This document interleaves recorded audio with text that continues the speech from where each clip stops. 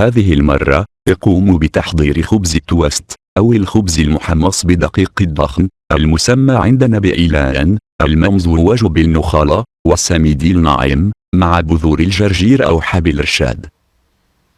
نحتاج لهذه العجينة إلى 200 جرام من دقيق الضخم أو إيلان، يستحسن أن يكون طازجا وناعما.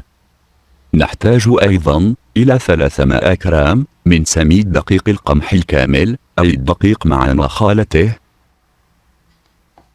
و500 مليلتر من الماء الفاتر، ملعقة صغيرة من الملح، وأخيرا ملعقة كبيرة من الخميرة الجافة الناشطة.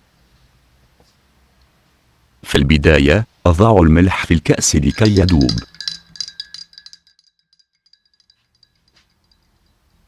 أسكب 250 جراما من دقيق القمح الكامل في وعاء كبير، ثم أضيف عليه 200 جرام من دقيق الضخم.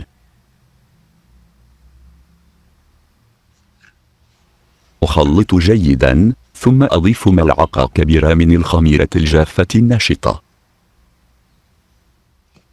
أخلط مرة أخرى، ثم أضيف ملعقة كبيرة من بذور حبل الرشاد المعروفة علميا باسم ليبيديوم ساتيفوم، وهي بذور غنية بالفيتامينات والمعادن.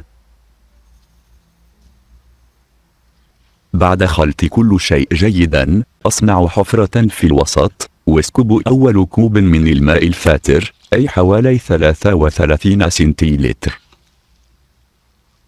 واصل التحريك باستمرار، ثم أضيف نصف كوب من الماء الدافئ مع التأكد من أن العجينة رطبة بدرجة كافية لزيادة كثافتها، وذلك قصد ترطيب الضخم وتنعيمه قبل الطهي. إذا كانت العجينة مشبعة بالماء بدرجة كافية، فمن المستحسن إضافة 50 جرام المتبقية من دقيق القمح. لقد وضعت هذه الكمية جانبا حتى أتأكد من تماسك العجينة، ثم أستمر في خلط العجينة هكذا حتى تصير ناعمة للغاية.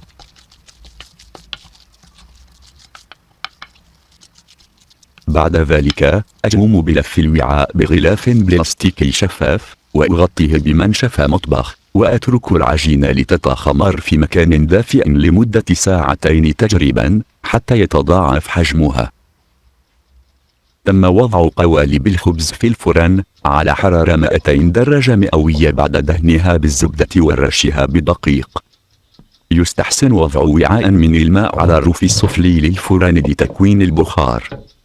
أترك الخبز يطهى لمدة 15 دقيقة، ثم أخفض من درجة الحرارة إلى 150 درجة مئوية، وأستمر في الطهي لمدة 45 دقيقة أخرى.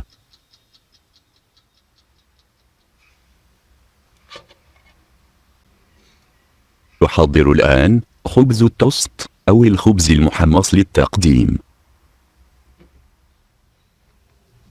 أحاول قطع شرائح من الخبز بطريقة متساوية، بحيث سأضعها في صينية المطبخ قصد التحمير في الفرن تحت درجة حرارة متوسطة،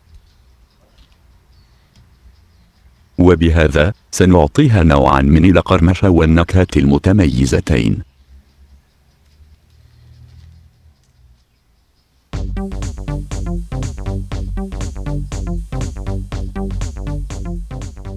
شهية طيبة. لا تنسوا الإعجاب بالفيديو وإرسال تعليقاتكم واقتراحاتكم القيمة. شكرا جزيلا لكم جميعا، وإلى اللقاء.